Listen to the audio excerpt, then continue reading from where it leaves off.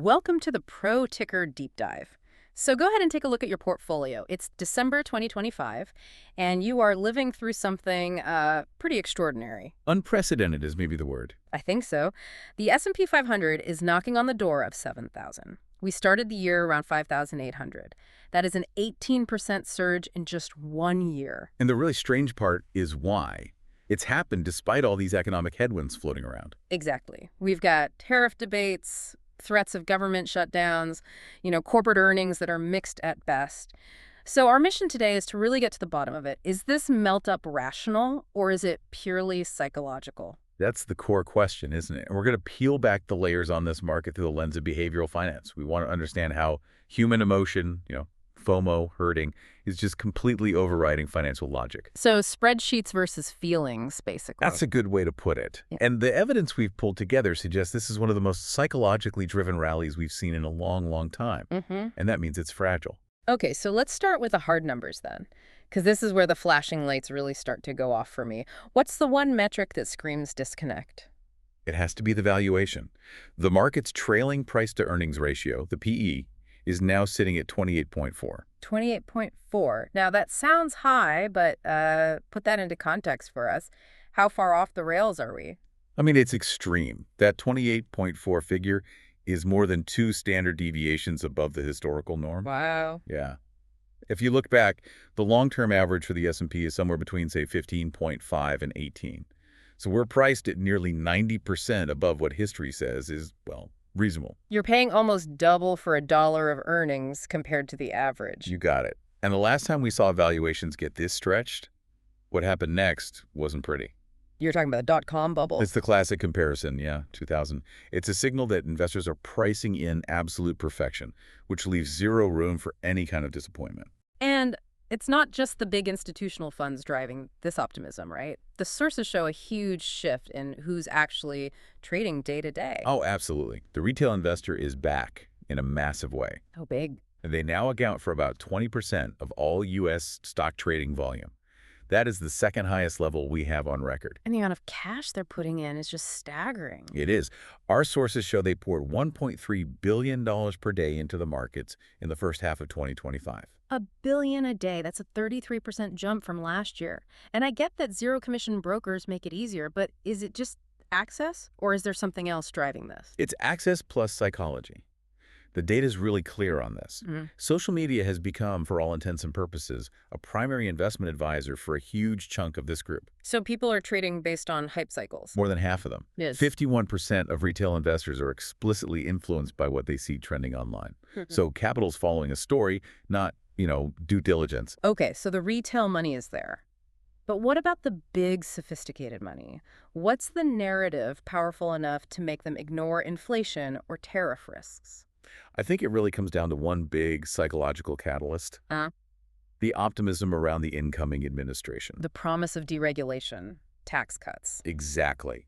All of that resurrected what John Maynard Keynes famously called animal spirits. That sort of gut feeling, the urge to just invest. It's a flood of confidence. Institutional investors started piling into riskier assets based on the promise of a better environment, and that confidence became contagious. It validated the retail surge we were just talking about. So you have this general mood of optimism, but every big rally needs one central story, one anchor. What's holding this whole thing together? It is, without a doubt, the AI revolution. That's the narrative fallacy that justifies almost any price tag in an investor's mind. And the poster child for that story has to be NVIDIA. Oh, absolutely. Look at their numbers. A 483% revenue surge between January 2023 and 2025. When you see growth like that, it creates this incredibly powerful, self-reinforcing belief. If AI is the future, then this company has to be a good investment. That's the one. And that belief, not a spreadsheet, is what's driving the capital flows. It's pushing the idea of AI far beyond any sort of reasonable valuation. And you can actually see this playing out in what stocks are performing. Right? Precisely. The speculative, high-momentum stocks are just crushing the more fundamentally solid companies. This isn't really investing anymore. It's pure speculation. Can you give us some examples of that mania from this year? Sure. You look at a newly public AI cloud company like CoreWeave, it surged over 500% from its IPO. Or Circle, the stablecoin issuer, it saw these unbelievable gains. Even whole sectors, like quantum computing. Quantum stocks rallied 60% in a single month. on barely any news. Meanwhile, the stable, dividend-paying companies, they've been left in the dust. The market is only rewarding the promise of growth, not stability. Okay, that context is critical. So if the numbers are shaky and the momentum is all narrative, we have to dig into the psychology. Let's talk about the specific behavioral biases that are fueling this. Yes, this is the engine of the melt-up. And the primary driver, without question, is the fear of missing out, FOMO. The pain of watching your friends get rich. It's more powerful than you'd think. For many people, the pain of missing out on a huge gain is actually worse than the pain of taking a loss.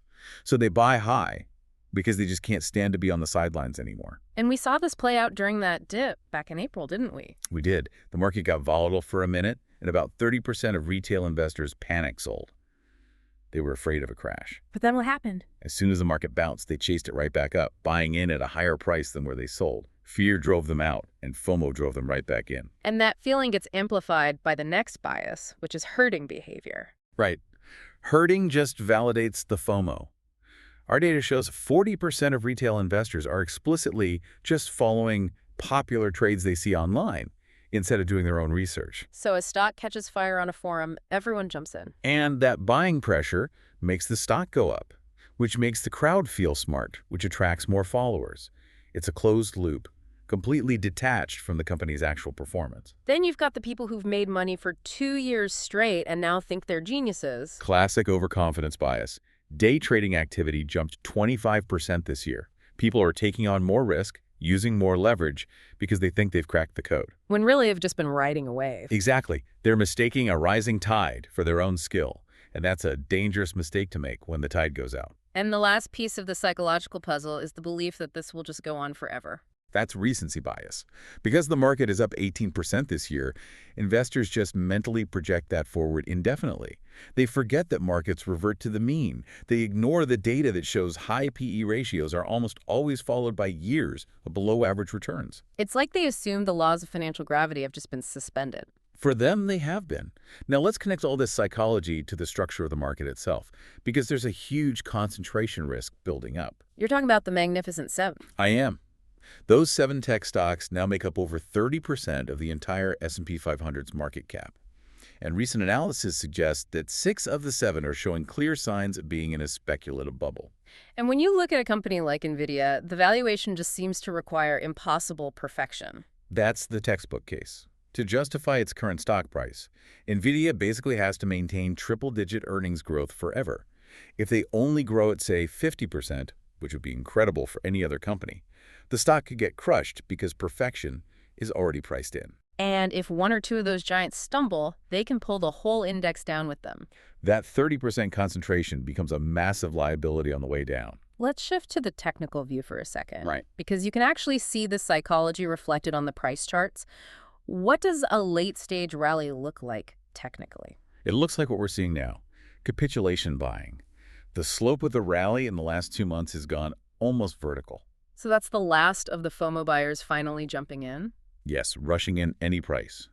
The final 8% of this year's gains all came in the last 4 weeks. So the trend is still technically up, but there are warning signs. Huge warning signs. Sure, the 50-day moving average is above the 200-day, so the trend is your friend, technically.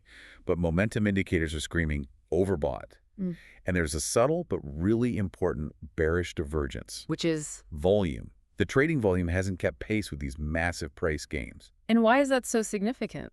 It suggests that while the price is going up, there isn't broad institutional conviction behind this final move. It's a sign of a fragile market. The buyers are getting thin, which makes it very vulnerable to a sharp reversal. So if something does trigger a correction, where are the technical lines in the sand? The first logical target would be a drop to the 200-day moving average, which is sitting around 6,300 right now.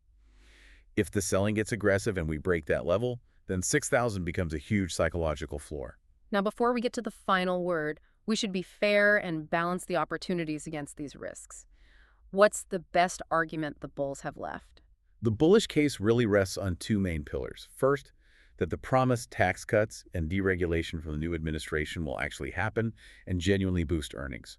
That could help fundamentals catch up to the price. And the second? The second is that the AI infrastructure build-out is still in its very early innings. The argument is that these key companies can maintain very rapid growth for several more years. Okay, but on the other side, the risks seem, well, they seem enormous. They are. The valuations are off the charts. The market is incredibly fragile because, as we've discussed, it's driven by emotion. Our sources show 78% of retail investors will change their portfolio based on a breaking headline. Add in all the leverage being used, and any downturn could accelerate very, very quickly. So wrapping this all up, what does this mean for you, the savvy investor who is listening to this and trying to make sense of it all? You have to come back to the unforgiving mathematics of it all. The market can't stay disconnected from fundamentals forever. It just can't. The S&P 500 cannot trade at 28 times earnings when the average is 16. So something has to give. Exactly. Either corporate earnings have to nearly double, which is, highly unlikely, or prices have to fall significantly. So the sensible strategy now is to recognize this for what it is: euphoria. It might be time to trim some of those high-flying speculative positions, rebalance into more stable assets, or even just hold some cash. To have some dry powder for when things reset. To have dry powder for the better entry points that will inevitably come. So the final takeaway for you here is that markets really have two natures. They're part rational discounters of the future, and they're part vehicles for human psychology. And right now, understanding human behavior, the FOMO, the herding, is probably more critical than analyzing economic data. Which leaves us with a final provocative thought for 2026.